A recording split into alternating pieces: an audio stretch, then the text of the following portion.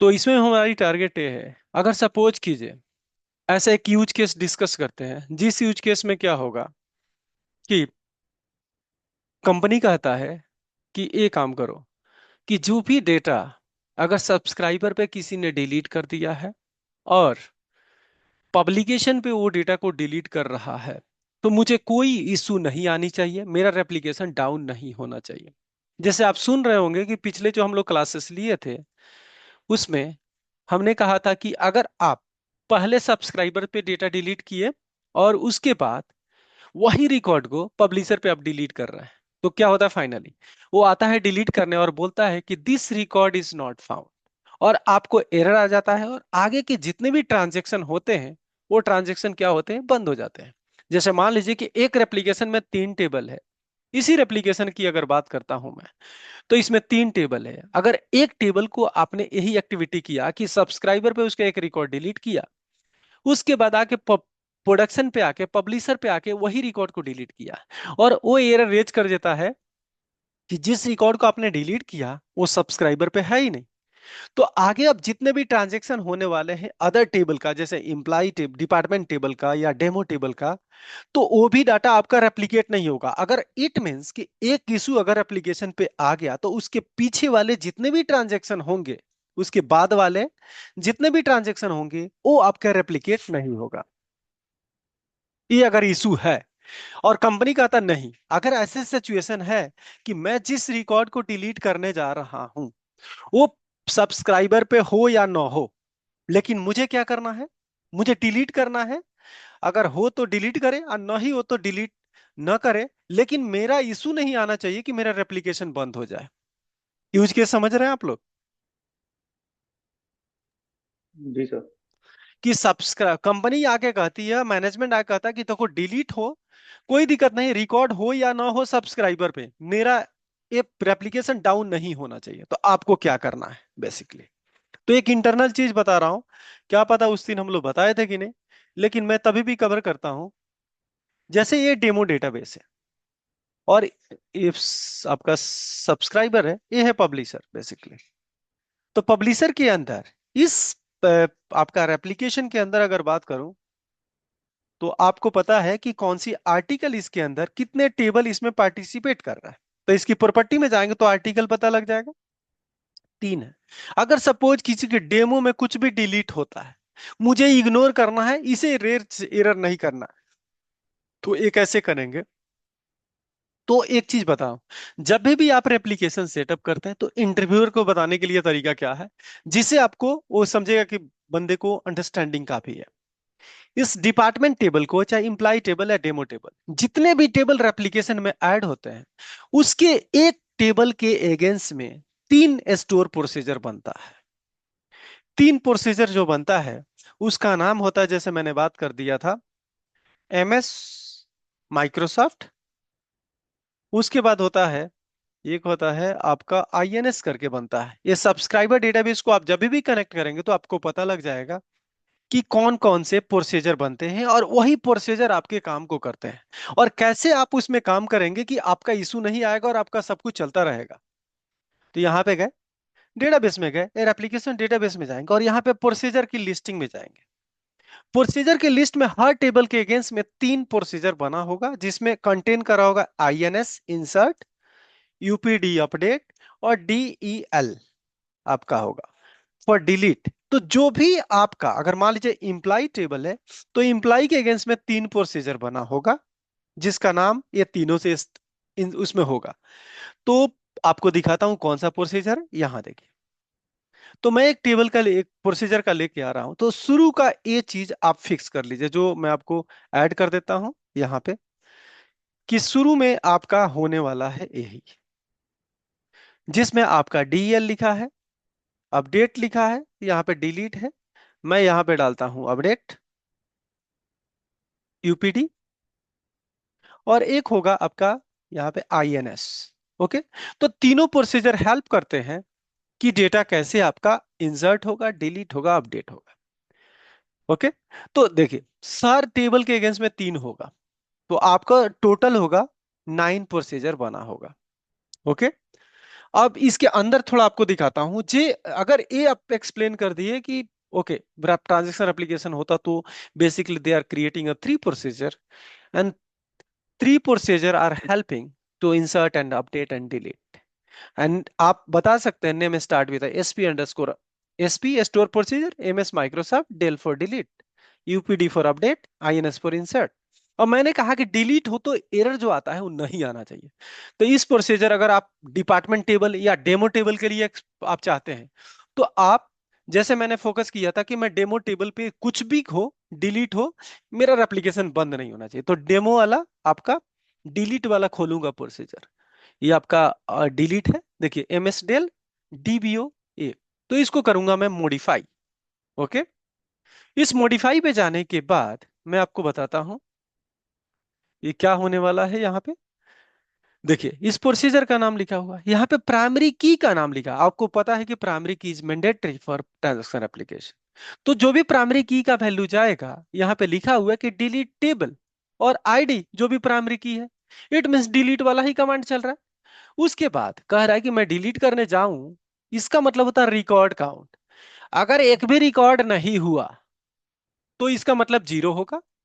अगर कोई data insert करते हैं तो इस रो काउंट एक ग्लोबल वेरिएबल है, इसकी वैल्यू आपका क्या होता है, ग्रेटर देन जीरो होगा।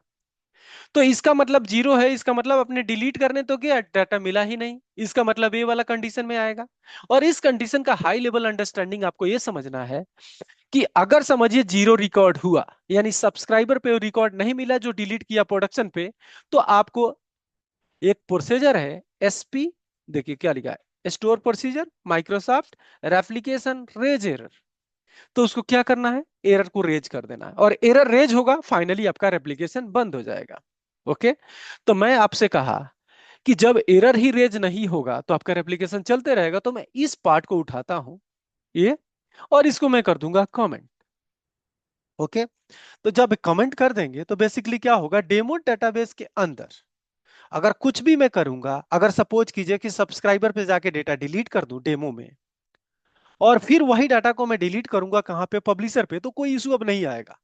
अब सपोज कीजिए वन को मैं डिलीट कर दिया, पहले कहां पे, सब्सक्राइबर पे, और मैं जाके यहाँ पे पब्लिशर पे गया और डेमो टेबल के अंदर मैं यहाँ पे जैसे कि इसको दोनों को डिलीट कर दिया, क्या कि यहाँ पे तो पहले वन, चलिए पहले फोकस करता हूं मैं इसको, ये डिलीट कर देता हूं वन को। इसका मतलब वन पे जब जाएगा तो उसको एरर रेज करना चाहिए, लेकिन आपने क्या कर दिया, आपने बोल दिया कि नहीं, डिलीट हो तो डिलीट करे, एरर रेज नहीं करना है। ओके, तो आपका रेप्लिकेशन अब ब्रेक नहीं होगा, बेसिकली आपका रेप्लिकेशन स्मूथली चलता रहेगा। यानी डेमो टेबल पे आप सब्सक्राइबर पे डिलीट करो या पब्लिशन पे डिलीट करो, पहले कोई पूछने वाला नहीं है, और यहां पे आपका ग्रीन स्टेटस ही रहेगा। क्लियर? तो यहां पे देखिए आपका अनकमिटेड ट्रांजेक्शन में देखिए जीरो ही रहेगा, कोई इशू नहीं है। अगर लेकिन यही मैं कोड को, ये थोड़ा आप अच्छा से अंडरस्टैंड कर लीजिएगा, मैं इसको अनकमेंट करता हूं, इसको मैंने एग्जीक्यूट किया और सेम प्रैक्टिस करता हूं कि इसको यहां पे आपको चलाता हूं डेमो के अंदर, एडिट करता हूं, और यहां पे आपका एक एंट्री करता हूं वन, और यहां पे लिखता हूं डेमो 01। ओके वन, ये क्या हुआ, क्या क्यों ये डुप्लीकेट हो रहा है, क्या कर रहा है, change recognise note, okay value यहाँ पे रिकॉग्नाइज, सैलरी में सैलरी डालना, मैं कुछ और डाल रहा हूँ। ओके, मैं दूसरा तीसरा एंट्री किया और यहाँ पे मैंने डाल दिया समथिंग। ओके, तो अब ये देखिए ये डेटा यहाँ पे चला गया क्या, और एप्लीकेशन आपको चेक करके दिखा रहा हूँ। देखिए ये डेटा आ गया 1 और 3, लेकिन वही सेम प्रैक्टिस आपके सामने कर रहा हूं क्योंकि मैंने ये एडिट कर दिया है प्रोसीजर, अब इसमें एरर रेज होगा।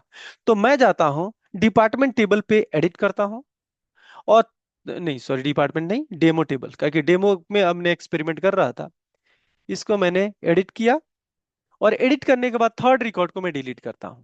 ओके, सेम प्रैक्टिस करने जा रहा हूं, आपको एरर रेज करके अभी दिखाऊंगा। और यहाँ पे आए डेमो में, आपका डेमो में जाके इसको एडिट किया, थर्ड रिकॉर्ड को फिर से मैं डिलीट करता हूं, और वहां पे अब आपको एरर आएगा बेसिकली, और अनकमिटेड रिकॉर्ड आपको प्रेजेंट हो जाएगा। तो ये काम करते हैं, आप एप्लीकेशन को देखिए, जिसे आपको पता लग जाएगा कि फाइनली हमने फिक्स किया था कैसे, उसको कमेंट करके। यहाँ पे दिख रहा है सब कुछ ठीक चल रहा है, लेकिन थोड़ा चलते हैं इसके, क्लिक करते हैं और अनकमिटेड रिकॉर्ड के बारे में देखते हैं। तो क्या है अनकमिटेड रिकॉर्ड? आपका क्या है, सब्सक्राइबर पे अप्लाई नहीं हुआ वन, और ये आपको थोड़ी देर में एरर आ जाएगा कि ये रिकॉर्ड आपका रेप्लिकेट नहीं हुआ, क्योंकि this record third record is not available in your subscriber database. तो मैं इसको एक बार और रिफ्रेश करता हूं, और थोड़ी देर में एक क्रिटिकल कन्वर्ट होगा और फाइनली आपका एरर आ जाएगा। आज जो हमने पहले फिक्स किया था, कमेंट किया था, उसके बाद आपका इशू फिक्स हो गया था। अभी भी है, अभी तक के नहीं आया, लेकिन थोड़ा देर में आपको पता लग जाएगा बेसिकली। इसको क्लोज करता हूं और फिर से एप्लीकेशन मॉनिटर को क्लिक करता हूं। अभी भी आपका एरर नहीं आया है।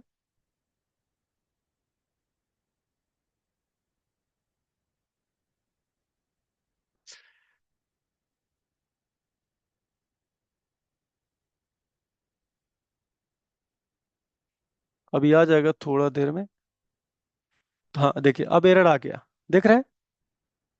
अब यहाँ पे एरर में जाइए और देखिए आपका एरर क्या आ रहा है बेसिकली।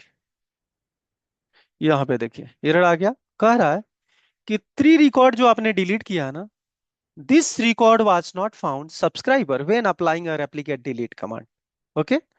तो बेसिकली आपने जो फिक्स पहले मैंने जो किया था, आपको डिलीट किया था और आप देखे होंगे कि रेज नहीं हुआ था एरर, लेकिन अभी रेज एरर हो गया कि फाइनली वो रिकॉर्ड उसको मिला नहीं सब्सक्राइबर पे। तो फाइनली ऐसे आप फिक्स कर सकते हैं। क्लियर? क्लियर हुआ जी। आप लोग को? जी सर। सर। तो ऐसे आप देख सकते हैं और ऐसे एरर फिक्स कर सकते हैं। अब सपोज कीजिए मैं चाहता हूं कि डुप्लीकेट रिकॉर्ड हो, जब इंसर्ट हो तो मुझे क्या करना है, डुप्लीकेट रेज नहीं करना है। तो फिर वही प्रोसीजर में जाऊंगा, इंसर्ट वाले में, डेमो के इंसर्ट में जाऊंगा, अपडेट है आपका, डिलीट है, और ये आपका अब इंसर्ट है, इसमें मॉडिफाई पे जाऊंगा। और यहाँ पे भी वही, यहाँ पे तो डुप्लीकेट वाली कहानी नहीं है, इसमें नहीं। जहां पे रेज एरर, हाँ यहाँ पे भी मैंने शायद कमेंट कर दिया है बेसिकली कि इंसर्ट करने में इशू आए तो रेज एरर कर दे। इसको मैंने एक्सपेरिमेंट कर रहा था तो बताया था बेसिकली। ठीक है। तो इंसर्ट, अपडेट, डिलीट, ये तीनों ऑपरेशन में जो भी आपको कस्टम इनपुट करना है, आप कस्टम कुछ भी इंप्लीमेंटेशन आप कर सकते हैं। ये अपडेट में देखता हूं, मॉडिफाई करके देखिए, यहाँ पे भी है कि अगर अपडेट हो गया तो ठीक है, और नहीं तो आपका रेज एरर वाली कहानी है। तो जो भी आपको लगता है कि नहीं मुझे ऐसे एक्सपेरिमेंट करना है, तो इसके अंदर कस्टमाइजेशन आप कर सकते हैं। ठीक है।